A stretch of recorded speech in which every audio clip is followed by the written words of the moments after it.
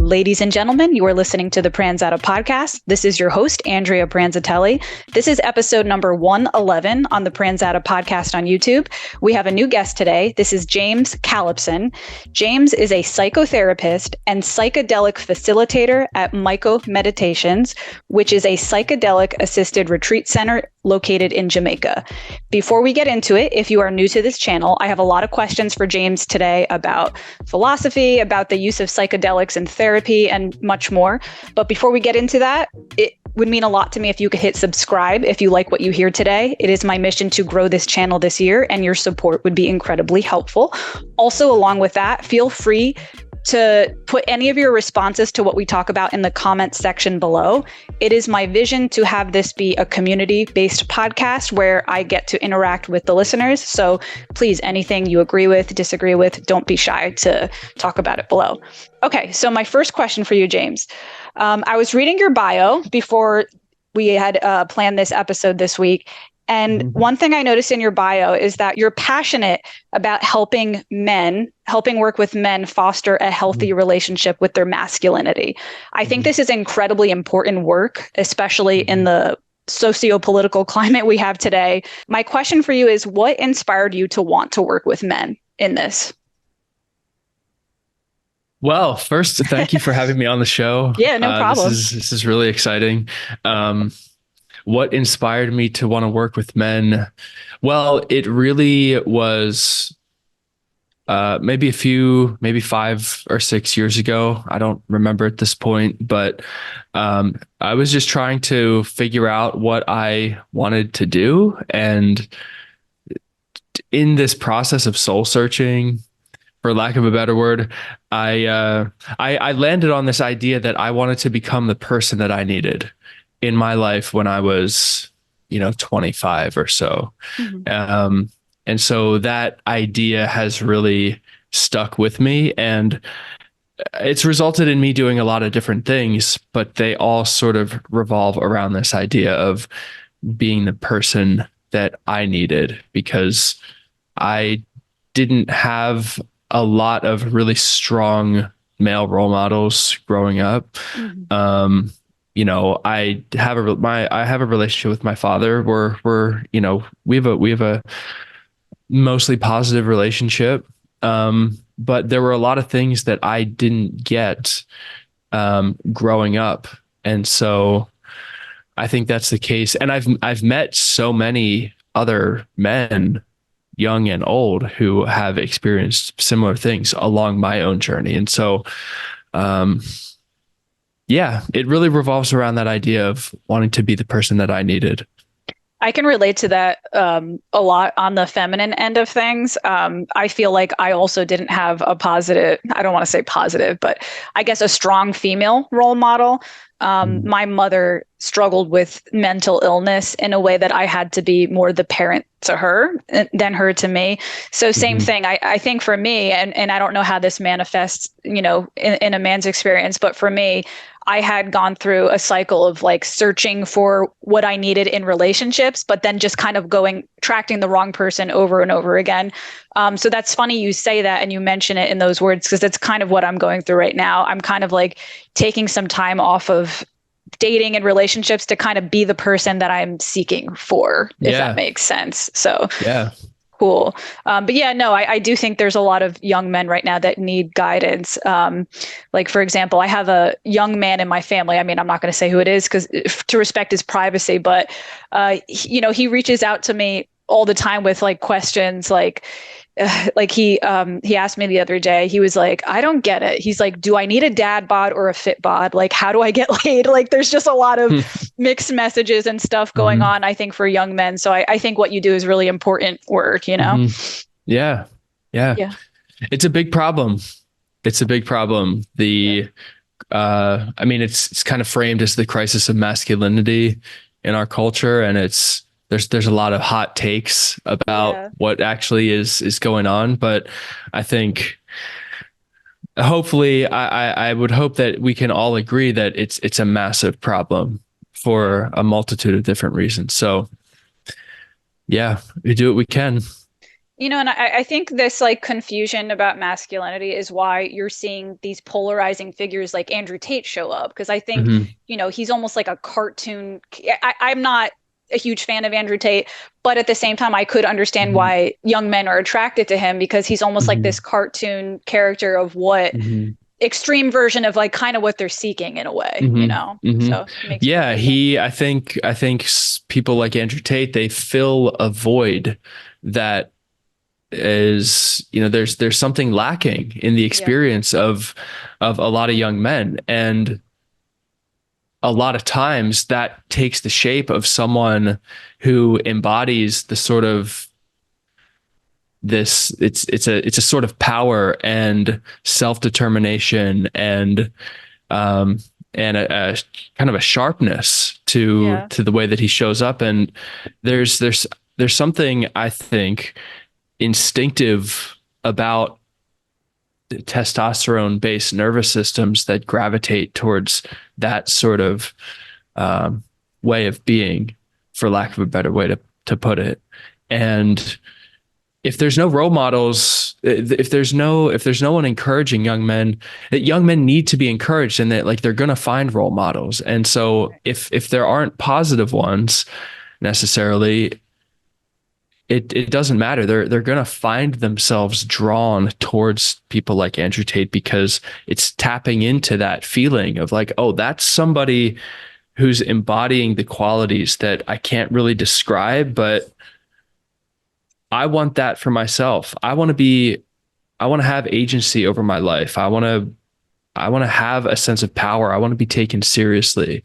Um, Not that Andrew Tate is or should be taken very seriously with Yeah. everything he says, but those sorts of things I think men gravitate towards instinctively. Right. I mean, it like I don't know if I'm getting on a whole nother thing here, but it's almost like why little boys like superheroes, right? Like they kind of want to look up to that Yeah. masculine figure. It's funny. Yeah. I interviewed someone who writes comics, like action hero type comics. And I was asking him like who was his favorite superhero, like what inspired him, and he said Superman because he was like I was like, wow, like when he explained it to me and broke it down to me, I was like, he is an inspiring dude. And the way he explained it to me was that Superman does the right thing just because it's the right thing to do. Like he's not proving anything. He's not trying to make up for something wrong he did in the past. It's just, and I do feel like the world needs more men like that are doing the right thing just to, when I really think about who are those figures that exist right now who possess that power, but also have empathy and love. For some reason, the one that comes to my mind is Joe Rogan. I feel like he is Mm. such a force of like masculine energy, but also like the Superman type, who he's like a Hmm. good dude. Like he's not Hmm. um, going to use that power to produce evil in this world. Yeah. So I think the Yeah. world needs more men like that. Yeah. I think that's a good example. Yeah. Okay. So my next question. What drew me to a podcast that I found you? It's funny that the algorithm just kind of sent it to me, and I was like, I want to interview this guy on my podcast because this Hmm. really fascinated me. Was your work with psychedelics in assisted in therapy? So my first question for you is, well, I have a lot of questions about this, but the first one is, what do you recommend people look out for to make sure if they want to go down the route of exploring psychedelic assisted therapy? Hmm. Um, how do you recommend that person choose a location that you think is legitimate and Hmm. safely practiced? I think as a female, this is especially a fear Hmm. because, Hmm. unfortunately, in this field, you do get people who take advantage of women in this type of Yeah. situation. So, Yeah. are there any things to look Yeah. out for to assure that okay, this looks like a legitimate practice? Yeah. That's a really good question, and I don't know. Like I haven't answered that specific question before, and so I'm trying to think like what are key things to look for. I mean, my sense is that there are a lot of things that it's really just about your gut intuition. Right. Just what is the like just getting a feel for what you're seeing seeing about anything that you're looking into. Yeah. I think in this space, this is a good question, and I'm trying to think of really specific things. I guess I can say we have a lot of guests who come on our retreats, and they say that one of the most important deciding factors was our TripAdvisor reviews. We were extremely highly rated, and I mean, I hope so. In my experience, it's deserved. But I think those sorts of things, because the field is so new, and there's not really an established infrastructure or institution or set of institutions that help guide people to the right places. And so in this new space, like I said, a lot of it is just kind of gut intuition and how do you feel about the people that you're looking into, but then also what are other people saying and what were other people's experiences. Right. And you got to kind of take a leap of faith too. It's because it's such a new field. I remember you were saying on your podcast too that I heard you and your friend that interviewed you. You were saying something at, I think this was at your practice that you're currently at, that it's part of the practice that the facilitator, you, I guess, doesn't use the psychedelics while assisting the client. Right. That's I think that's also a good, that's something to ask too, and to clarify if you're looking into if you're looking into different options. And there are places that will, whoever's leading it, they will use whatever substance, maybe in a smaller amount. It just really depends on what the framework or the model that they're trying to implement. And in these sort of shamanic traditions, part of the tradition is for the shaman to also be under the influence to kind of enter into the same space that the guests are in. But it's complicated. It's very complicated because these shamanic traditions go back hundreds, if not thousands of years. And there's very specific ways of showing up in those spaces that are traditionally reserved for people initiated into the tradition of whatever the shaman is working on. And so when you have people who have had a few experiences and then decide to start their own retreat and start having people come down and do work, but they're a middle-aged Western born and raised person, but they sort of co-opt this shamanic idea, and now they're dosing in the space where they're giving people the same dose. I don't think that's really appropriate at all. And where I work at Myco, that's just not the model that we use. The model that we're using is rooted in a Western kind of traditional psychotherapeutic, almost medical model, even though there's a lot of issues with the medical model. So yeah, none of us are dosing. We're kind of in therapist mode, with a few caveats and a few differences the entire time of the retreat. So yeah, I can't remember. Oh, that was just following off. Yeah, your observation that is a difference that between different retreats. Yeah, no, that's good. For some reason, the idea of that made me more comfortable personally, knowing that if I chose a retreat center that the person assisting me was sober, or, however you want to phrase it in the situation. Personally, I have been resistant to try psychedelics. I've tried it one time actually, and funny, I had no reaction because I was unaware that antidepressants can actually counteract. Oh. Yeah. I don't know if you're aware of that, but my friends, I was trying it with a couple of friends and I didn't know what to expect. And I was so scared because the idea of letting control of your body over like in front of people, like to me is kind of a scary situation because I'm like, I don't want to make a fool out of myself. I don't know what to expect.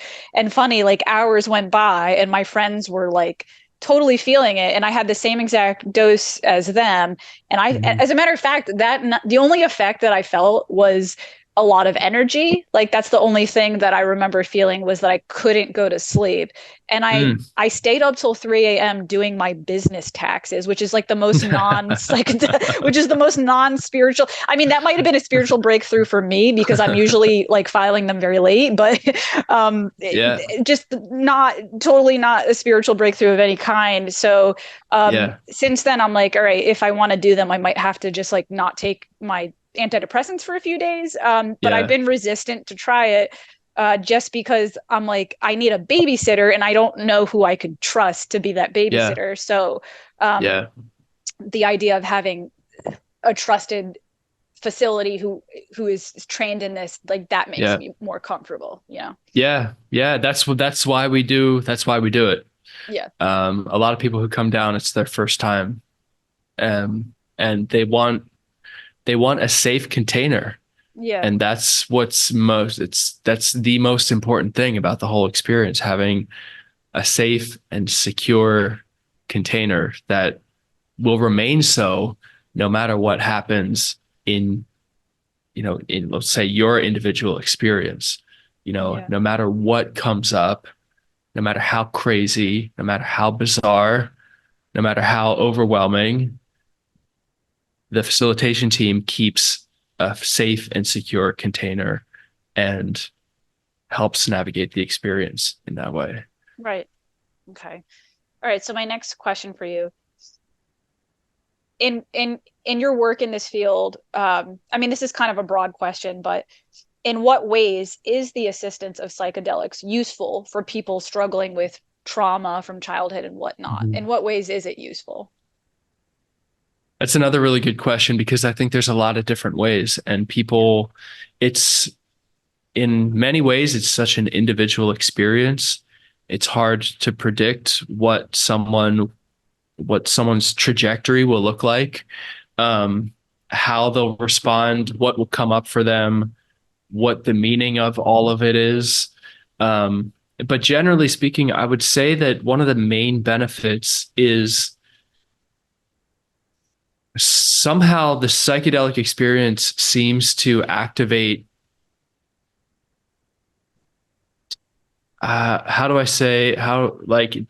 different and or deeper dimensions of awareness in someone's psyche. And what that means is that not only will things from their unconscious memories that they haven't remembered in a while or thought about in a while, lots of different feelings, emotions, imagery, all of this will kind of burst forth into their field of consciousness. And what that does is that it tends to, well, first of all, it really forces you to see things from a different perspective and to see things from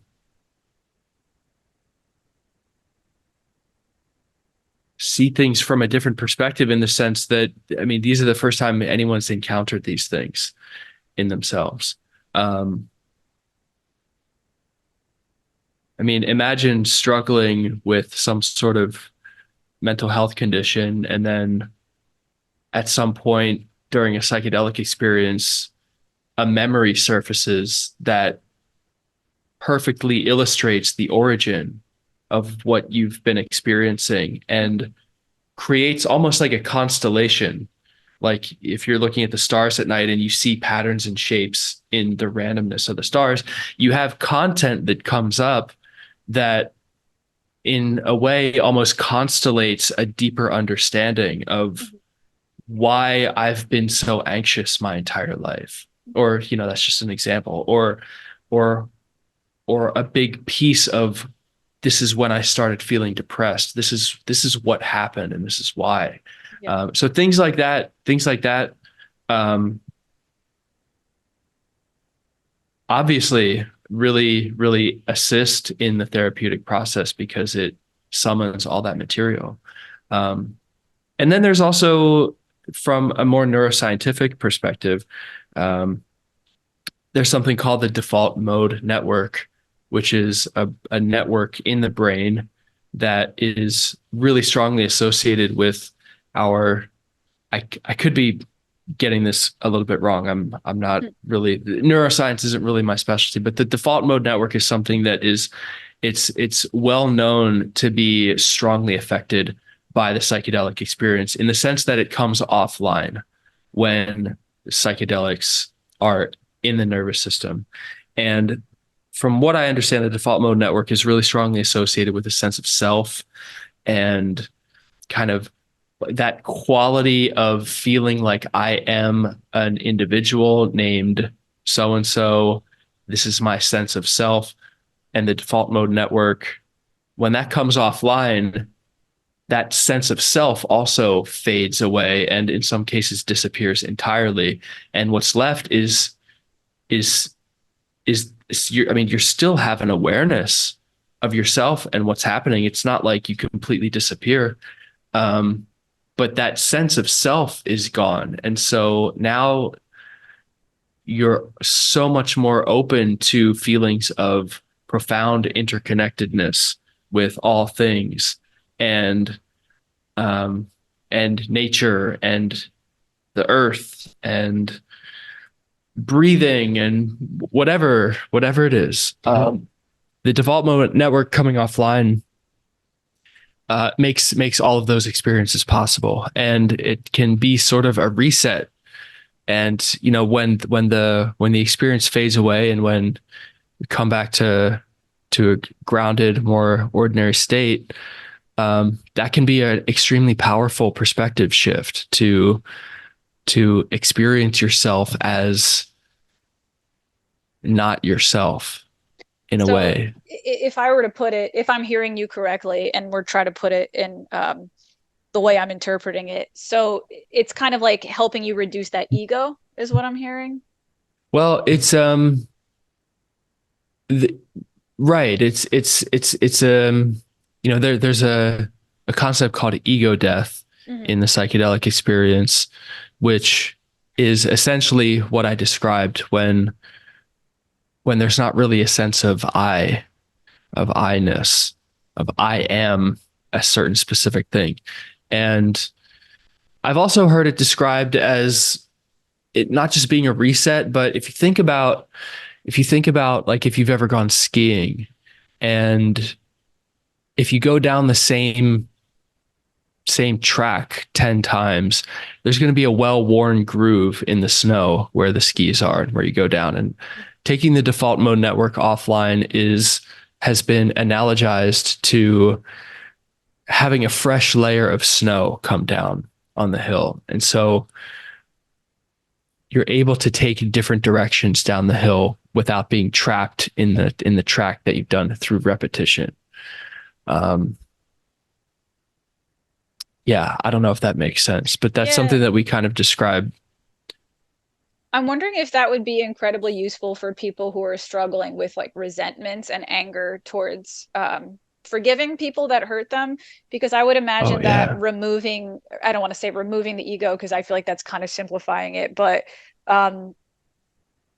having less of an attachment to your identity would allow you to feel more compassion towards the people that have done harm towards you, Absolutely. And we see that happen all the time on retreats.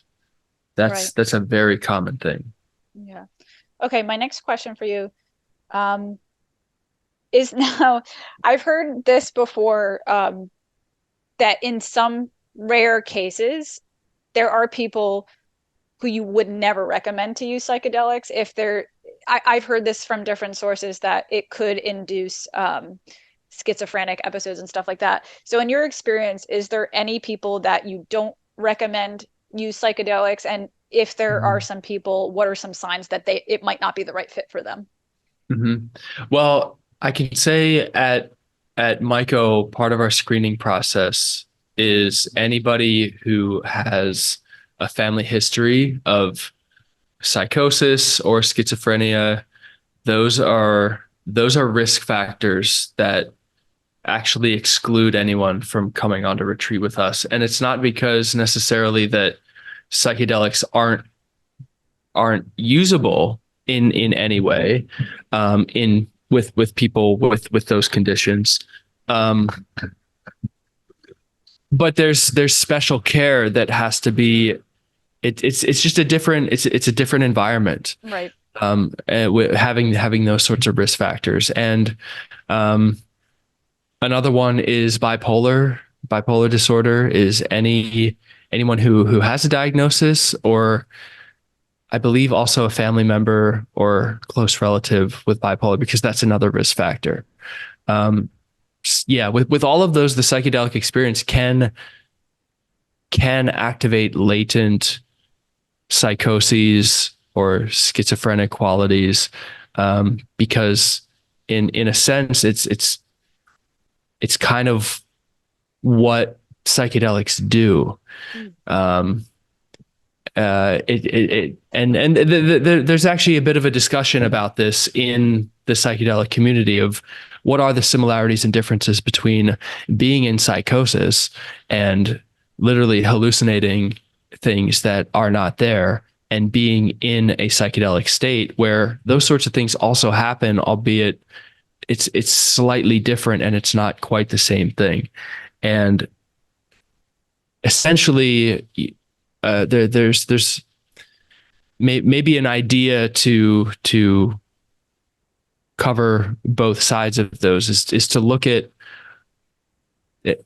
Essentially what happens in a psychedelic experience is that the boundary between our conscious mind and the unconscious becomes more permeable and is thinner. And so you have imagery and feelings and emotions, all of these things that exist in the unconscious part of our psyche. There's no longer the barrier there that keeps them there and keeps things in consciousness ordered and organized and connected. And it's very similar to people who have schizophrenia. The boundary between their conscious and unconscious is not solid in the ways that people with a quote unquote more ordinary or normal baseline is. So yeah, this is kind of a meandering way to point to. Given that information, I probably will have to opt out. Maybe it was a blessing in disguise that my antidepressants counteracted the effects of medication. Because now that I think about it, all those qualities, like I had mentioned, my mother my mother has had psychosis. My mother has bipolar. I know there's type 1 and type 2, but she has the one that causes the psychosis and the mania. And now that I think about it, and I've never experimented with psychedelics, but I've always been a lightweight with almost any substances. I tried gummy edibles fairly recently. I mean, I've tried them before, but one day I decided to take 2 instead of 1. Which I didn't think was that crazy. I didn't know what it could do to me, but I had a full-on, I don't want to say a psychosis, but I was hallucinating. Not necessarily imagery, but just the way I was perceiving my surroundings. I was watching like a Larry David TV show, but for some reason I was like, to try to describe what I was experiencing was I was perceiving like everything was interconnected, but in an evil way.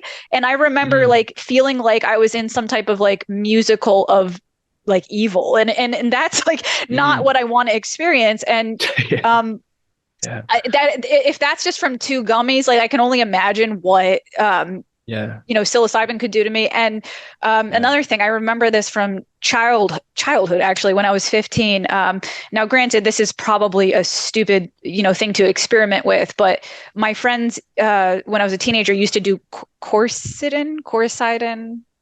It's like a cough medicine. Okay. Yeah. DXM. It has like little traces of DXM in it. And when I was a teenager, my friends used to do that as a way to experiment because you could get it over the counter and they would OD Right. on it. I did it with my friends and everybody was having a blast and, just having so much fun. And I specifically remember uh, like again, it was like some demonic thing where I remember feeling like the devil was it was just like this whole thing. And I'm just like, I might not be the person for this, based Yeah. on like that information. So that's really good to know. Yeah, I have a bag of mushrooms. I might as well throw them out now. As a matter of fact, one more question about that. How long do mushrooms last? Because they've been sitting in my cabinet for like 6 months. Do they go bad? That's a good question. I mean, I'm also not an expert in the cultivation of mushrooms. Yeah. I know putting them in the freezer is a way to help them last longer. Yeah. But I mean, they're really just like any other organic matter. So if you leave them long enough, eventually they're gonna decompose and Right. get moldy. I know. I mean, drying them out helps preserve them and they last longer. Yeah. So I don't know. 6 months, they might still be good, but I don't know, Yeah, honestly. that's why I'm like, well, if I'm not going to use them, either they're garbage or I can give them to somebody, but I don't want to poison Yeah, anybody either. Um, yeah. all right. So moving on from this topic, this kind of goes a little bit hand in hand with what we were talking about in the beginning about masculine figures and whatnot. I'm curious to hear your take on your opinion of psychologist Jordan Peterson. Mhm. I'm a Mhm. fan. I I've looked up to him a lot for different things. Mhm. I've gotten a lot of shade from friends for that. I've had, some friendly shade. I've had some people say like, I hate that guy, but do your thing.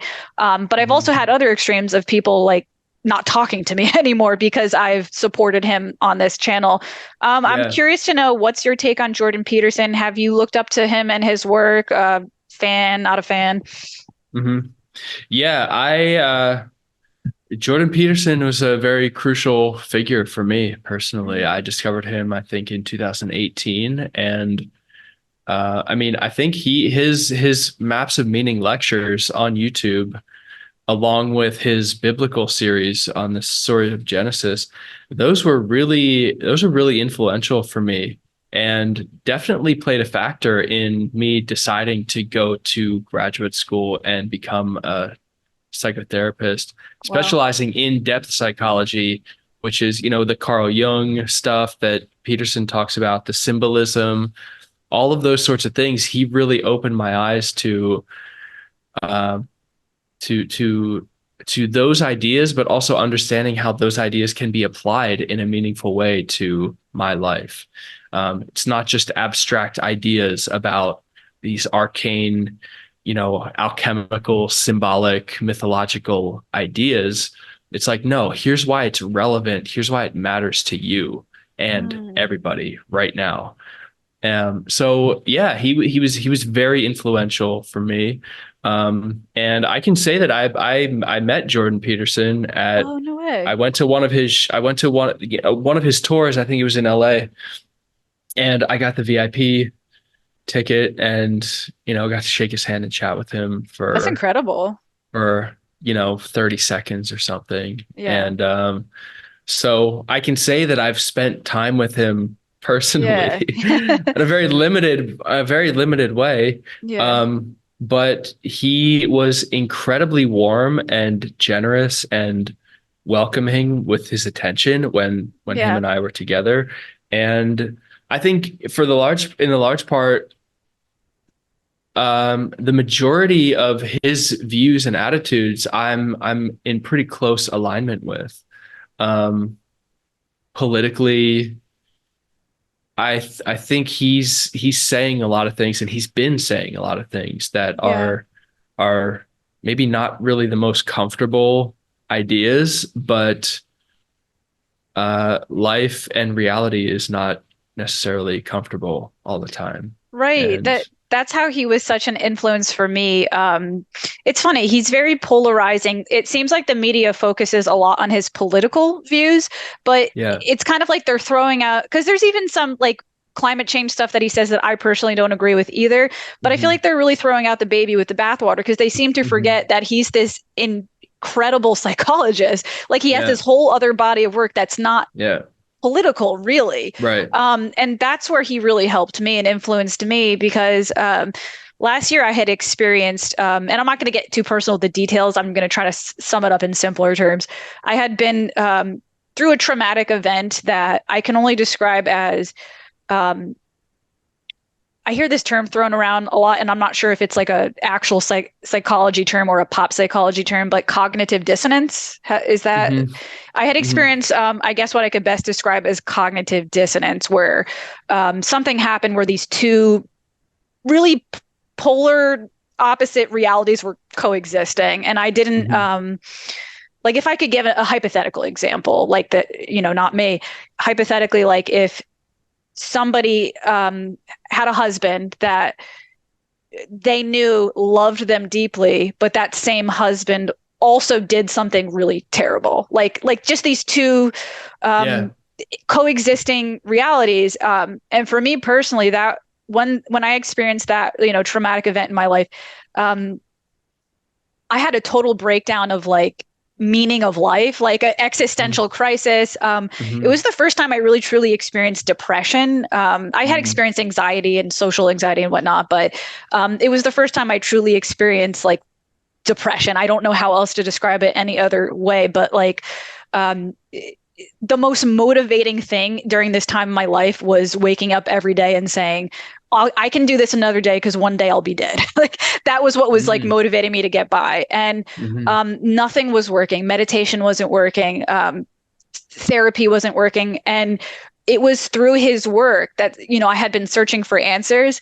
He was his work saved my life. Like his work literally like helped me find purpose in life again. Mm-hmm. And I think it goes back to like, I think you were mentioning this earlier in the podcast that he illustrates that he made me feel normal, that I was kind of going crazy. He Yeah. was like, if your life is in turmoil, he's like, that's what that's what it is. Like you're living life, like, and you can Mm-hmm. overcome this. And for some reason, for me, that was so empowering. And another thing, like going back to again, you even mentioned this before, that when you met him, he seemed soft. And he's actually, what I noticed with him too is he's actually quite vulnerable.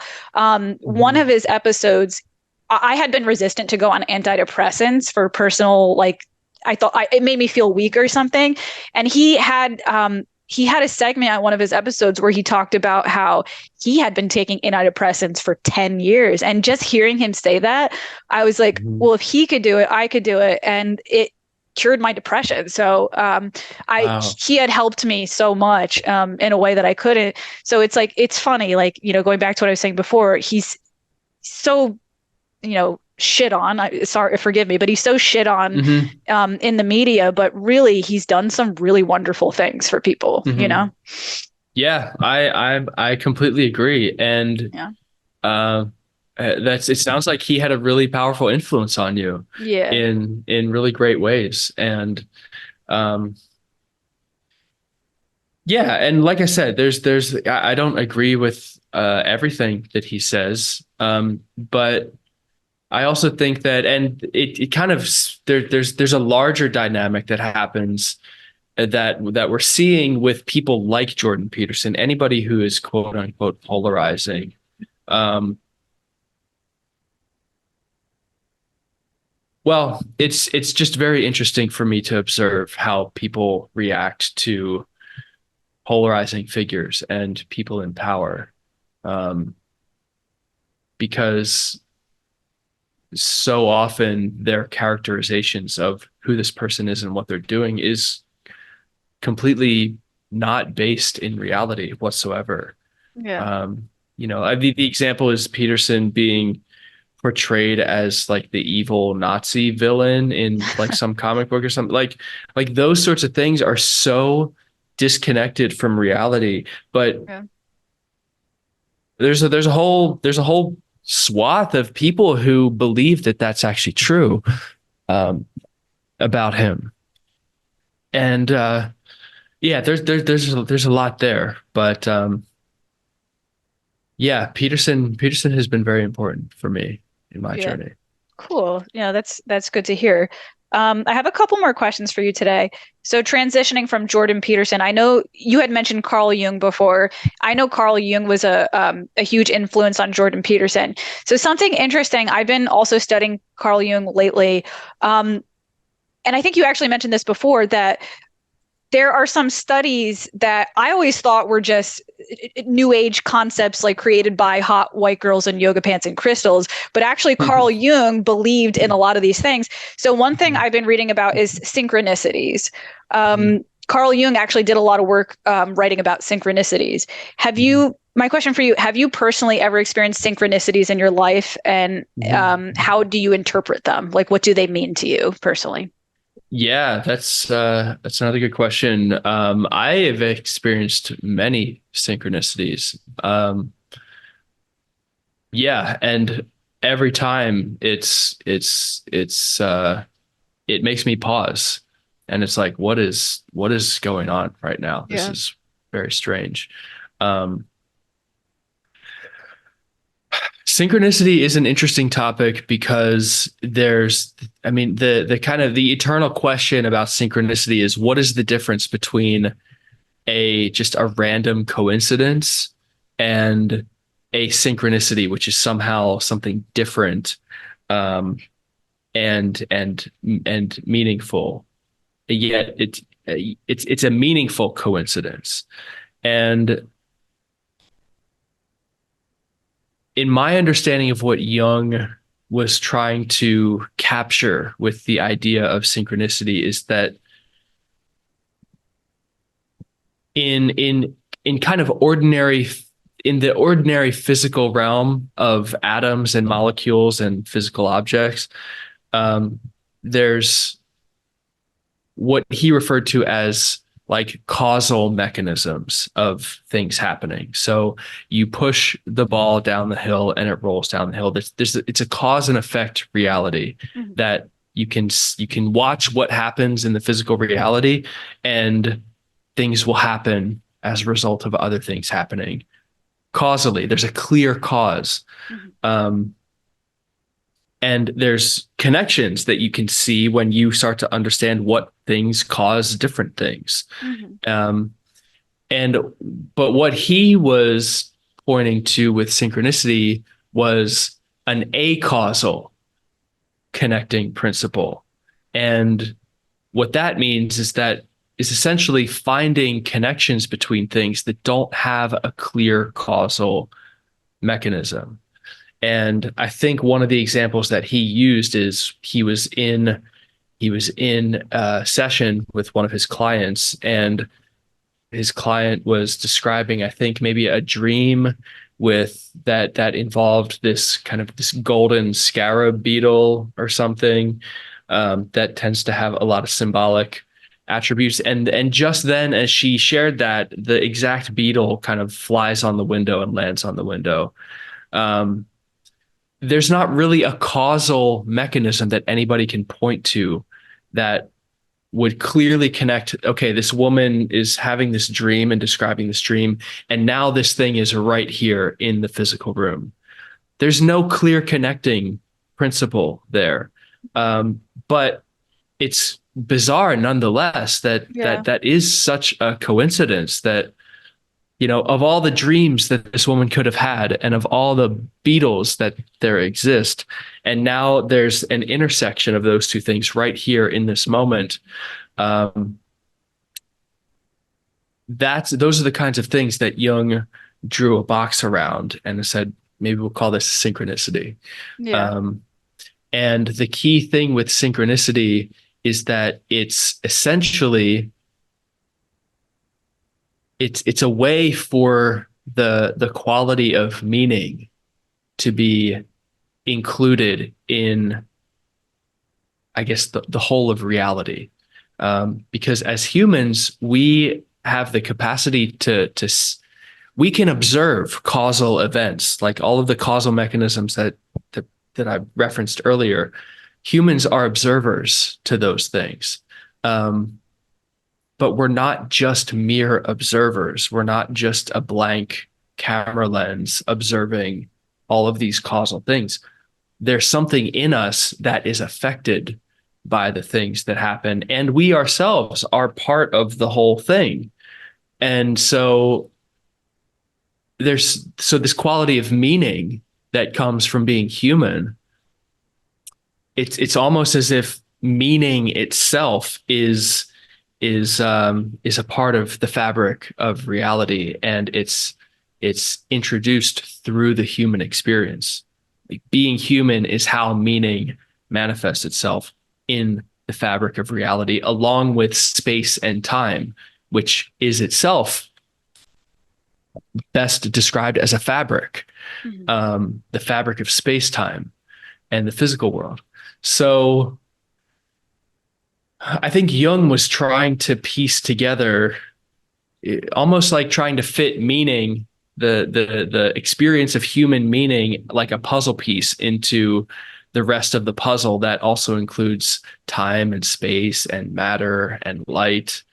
There's other aspects of reality, like consciousness and meaning, that have to fit together somehow. And so I think what he was trying to do, synchronicity is the theory that links those two things together. Yeah, no, it's incredible. I've also experienced synchronicities in my life, and one came to mind when you talked about that dream with the beetle. I remember one time, this was a while ago, yet, but I had this like very vivid dream about a huge like mansion full of turtles, like living turtles just crawling around this huge mansion. The very next day, my stepmother, she was like, "Hey, there's a estate sale, like when someone passes away and everything in their house is for sale." She's like, "There's an estate sale right down the road. Do you want to go check it out?" And I was like, "Sure, like why not? Maybe we could buy something, furniture or something." I went there, and this house was full of not living turtles, but that would be crazy. But it was full of these little crystal turtles everywhere. And that just like, it blew my mind. And I had that dream the day before. And it, like, for me, it's like, all that does for me is just open up my mind to the possibility that, like, whoa, something else exists beyond me. But I never knew how to really interpret that. Like, I'm like, it didn't really tell me what turtles mean to me. It didn't really tell me, is something trying to communicate with me? I never really knew what it meant. All I got from it was, okay, something bigger is going on. I don't know what it is, but it's there. That's really all it is. That's incredible. That's what an uncanny combination of events. And I think what you just said, I think that's a mistake that a lot of people fall into. They try to, like, they experience something like you experienced, and then they're affected and impacted by the randomness of, like, and just how bizarre of a connection that is. And they try to make it something that it isn't necessarily, in the sense that, like, oh my gosh, they get lost searching for what the meaning of it is, for what it is. Like, why did I have this dream? What could the connection with the turtles be? Like, what are turtles?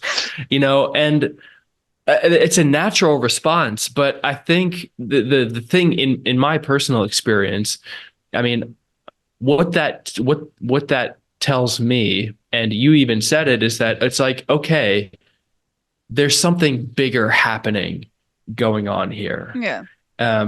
We don't really know what it is. But there's a different aspect to the way that we think reality works that allows for these sorts of things to happen. And what I've learned in my own experience is that individual synchronicities don't necessarily have to mean anything in particular. Other than it's just kind of a reminder. It's like, hey, what you think is reality is only a partial understanding of reality. And at the same time, I have noticed, as I have personally become more aligned with who I am and what I'm doing, and as my life has begun to coalesce in a more kind of resonant and harmonious way with who I am, what I want to do, what I want to contribute, then the amount of times that I've experienced synchronicity has drastically increased. And so, again, this is my personal experience. I don't know if there's anything to this, but one thing that might be a thing is that the frequency of synchronicity in one's life is kind of a barometer or a measure in terms of how closely they're following their path, right, of who they are. If you're living a life that there's no meaning, there's nothing happening. And this is in a lot of ways how depression is described. yeah, Nothing is meaningful. There's nothing exciting. There's nothing juicy about life whatsoever. The synchronicity barometer is at a full zero, and you're completely disconnected. But as you get closer to your true path, the synchronicities start to increase, and that's an indicator that this is I'm going in the right direction. I'm doing the right things. I've also felt that same interpretation for myself as well, because I've noticed the same thing. Like, if I'm following my intuition more, I've noticed the synchronicities do happen more. And again, I never was sure how to interpret that, but I thought the same thing as well, is that maybe this is, something trying to communicate with me that I'm following my divine purpose. I know in Hinduism, like, I was interested in Hinduism at one point. I never got like too deep into it, but I did read a bit about it.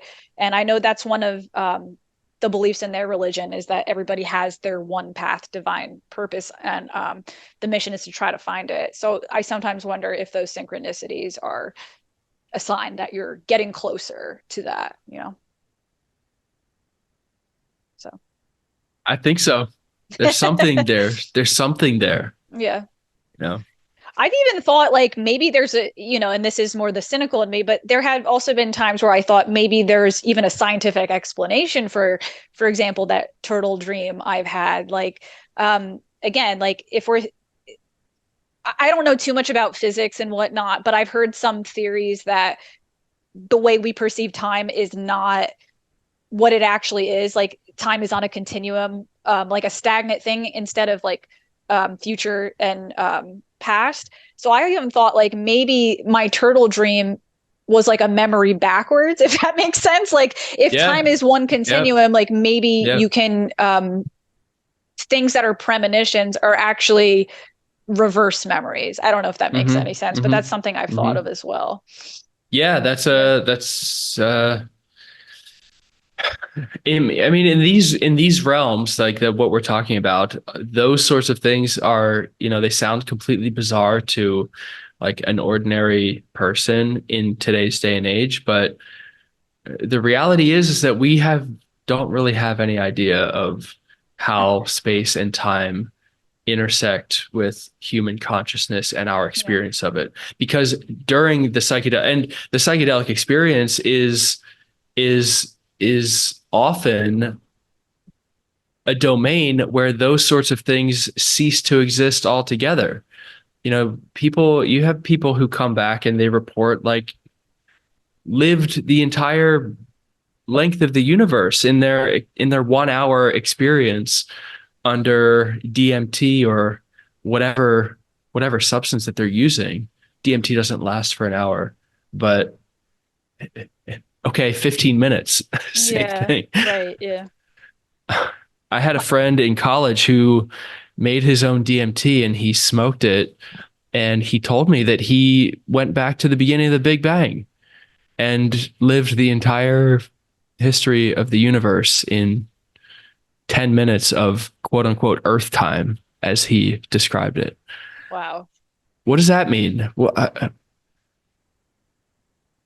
this isn't I have no idea. This isn't quite as profound, but it actually is relatable. One of my friends told me he was eating a bagel. He was eating a bagel, and as he was eating the bagel was still whole the entire time. Like as he's eating it, it never had any bite marks in it. So this was an actual experience, or he in a dream? No. He was on psychedelics. Okay. Okay. He was on psilocybin mushrooms, and his experience Okay. he was having was that he was biting this bagel, and the bagel never had bite marks out of it. So it's Yeah. like, again, it's like a time thing, you know? Yeah. Yeah. All right, I do have one more question for you. I'm not going to hold you hostage. I try to keep these conversations like an No, hour. this is great. Oh, Yeah. thanks. My last question for you, and this it kind of perfectly segues into this question what we were just talking about. I'm somebody who I can I'm a pretty philosophically minded person. Like I spend a lot of time in my own head. Um, Sometimes I have friends and family who approach me to tell me like you're wasting your time. Like like stop trying to find answers to things you'll never find answers for. So it's kind of like a philosophical question about philosophy itself. Have you ever had a moment where you agreed with those people that sometimes philosophy could be, for lack of better term, pointless? Um, Ultimately, I don't think so, but I've had those Hmm. moments where I'm like, am I wasting so much time in my head? Where do you Hmm. stand with these two extremes? Hmm. So there's two things that come to mind. The first one is, I mean, this situation that you're describing, I've definitely experienced it before from Yeah. concerned relatives who don't understand what I'm doing or what I was doing. Yeah. And there's a part of it where the basic needs and necessities of a functioning physical life, there's demands on being human. We have to be able to pay our bills. We have to be able to feed ourselves, protect ourselves, and that requires a certain kind of actions. We have to accumulate financial resources in order to pay for those things and manage our lives effectively, so to speak, which is often at tension with the kinds of activities and pursuits that are more creative, philosophical. Um, Creative and philosophical are two good general terms for that. You know, it's what is it's the artist's dilemma, or there's the motif of the starving artist who is, just dedicated to his artistic pursuits, but can hardly feed himself. So like what you mentioned, it that comes up for me. Like there's a very real aspect and a very real tension that comes from being interested in philosophical explorations and creative pursuits that has to be balanced with living a safe and productive life, so Mm-hmm. to speak. Mm-hmm. Um, which I can understand, it's helpful that people remind us of those things. Um, but at the same time, I've never listened. I never have taken any advice like that from people. Um, because I think if we're consumed, or if we're possessed by these questions and curiosities that we don't really choose to have, but they kind of torment us no matter what, Yeah. whether it's a philosophical question or a burning passion for creating a certain kind of art. Um, we have to be true to ourselves in that sense. And there's an idea in depth psychology uh, called the tension of the opposites, um, which roughly it can be kind of like maybe like a situation that describes it, is that there's there are some things that we can never understand and never will understand because of our limitations of humanity. What is the meaning of life? What happens after we die? These sorts of questions. Where does creative genius come from? Where do the songs that I write, the paintings that I paint, where do they come from? What is the imagination made out of? Right? These sorts of questions, we may never be able to answer them, but that doesn't mean that we shouldn't try to answer them. And the tension of the opposites is it's the tension between the unanswerability of the question and the refusal to ever stop asking the question. You know, like another way to put it is like an immovable force meets an unstoppable object. What happens when that happens? Yeah. We don't know. It's like, but this idea of the tension of the opposites is the idea that all of the creation, everything worthwhile is born out of that tension. And so and that's why it's worthwhile to continue to pursue the things that interest us in those ways, even if there's never going to be a final answer. We're never going to understand. I mean, for me, the question is, what is music? And I've kind of had to come to terms with the fact that that's probably not a question that we'll be able to answer. But if we ask it enough, we might be able to understand more about what music is. Right.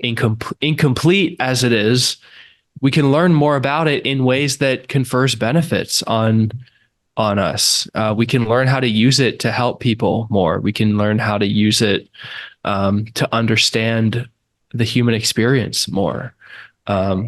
So yeah, that's what I would say. It's funny you mentioned the music aspect of it, because I'm a musician. That's like my primary job. I went to music school and everything like that. And I remember I had this one music professor. She presented the questions to the class. She was like, I want you guys to answer, why do we sing happy birthday? And like at first it seemed kind of like a dumb question to ask. But once we broke it down, like no one could really answer the question. Like she's like, why do we sing happy birthday? Why do we do that? And everyone's like, well, to celebrate. And she's like, why can't you just yell happy birthday? Like, why isn't that good enough? Like, why do we have to do this song? Like, what's going on? And like really nobody could come up with an answer. So you're right. Like music is one of those things that it's almost I don't know how to even put it in words.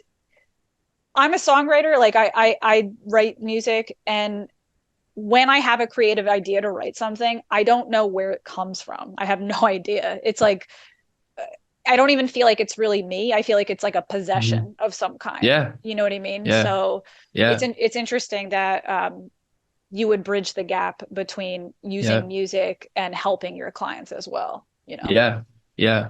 And, you know, bringing it back to Jordan Peterson, he was also one of the first people who spoke about music in a way that was interesting in the sense that he had his own personal experience with music, which is how he created his logo, that square thing. And he's really the only one. He was one of the first people that I saw who really kind of spoke openly about the profound mystery of what music actually is and why it's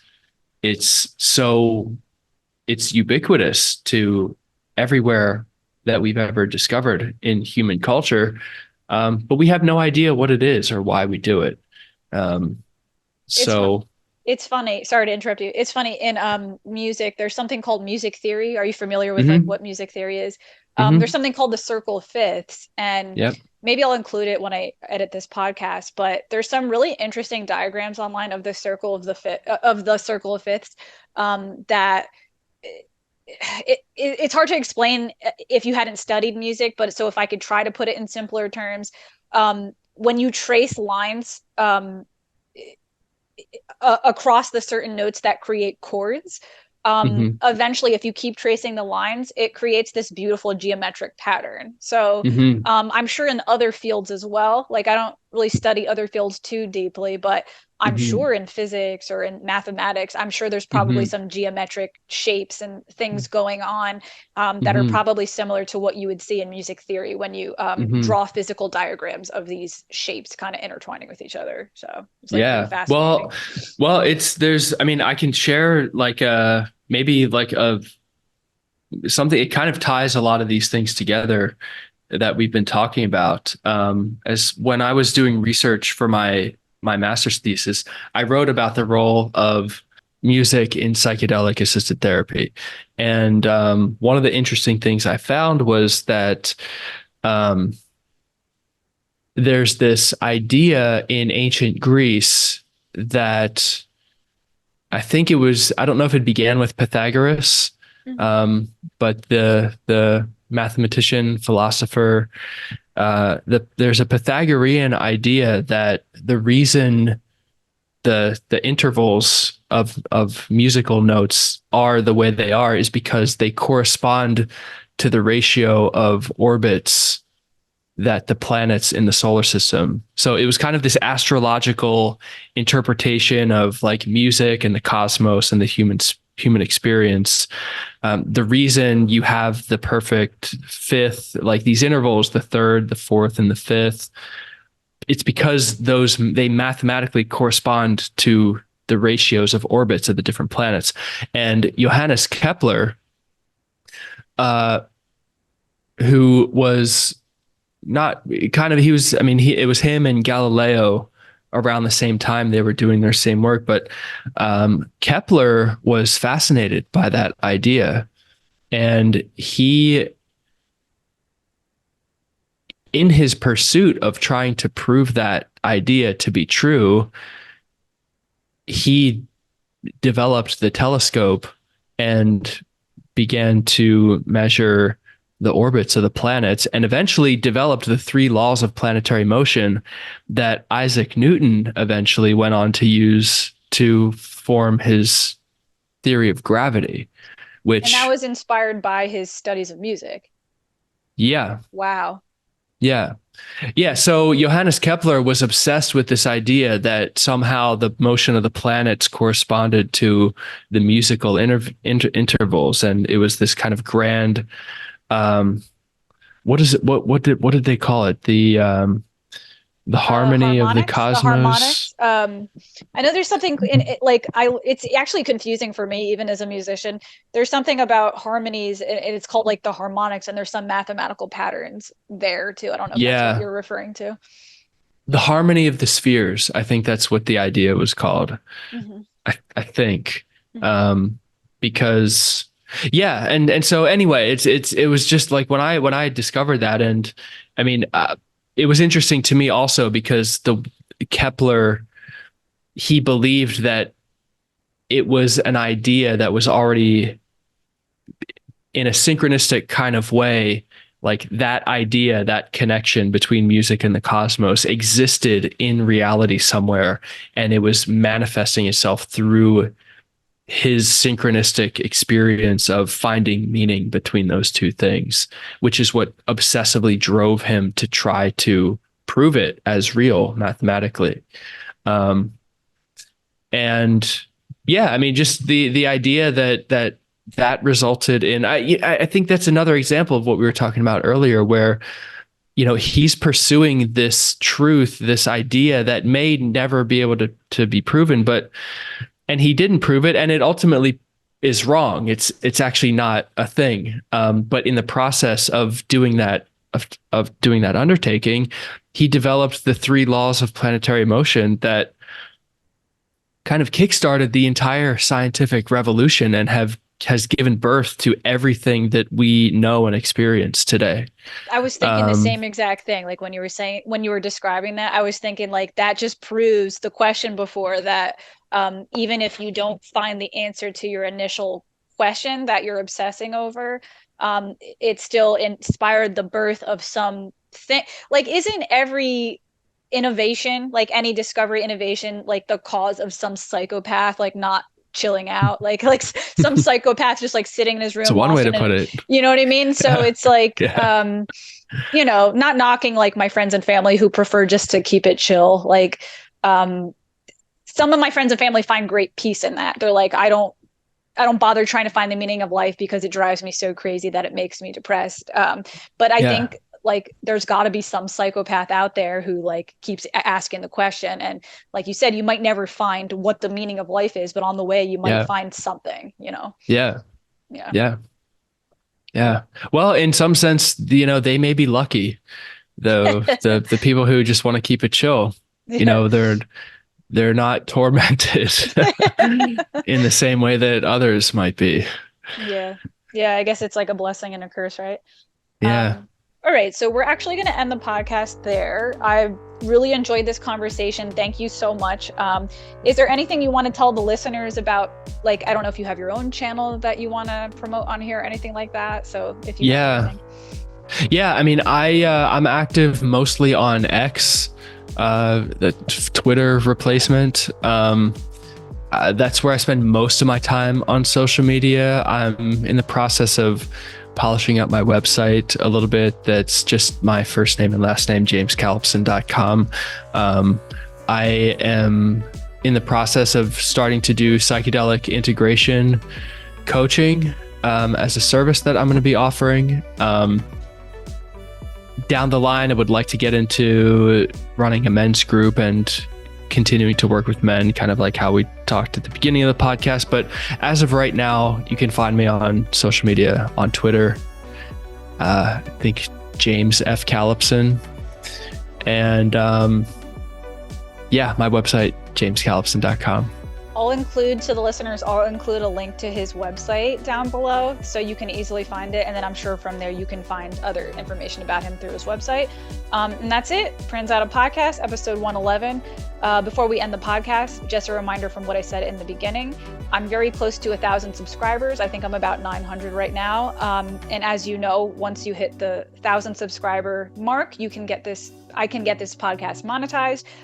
It is my dream to be able to make a sustainable living from this podcast, because I love doing that, not as a way to be greedy, but so I can keep exploring conversations like this and helping open the minds of the listeners as well. So please hit subscribe. Also, please put your input on anything we talked about. I'm curious to know what the listeners have to say in response to anything, agreement, disagreement. And that's it. Pranzata Podcast. Hope you guys have a good day. Bye.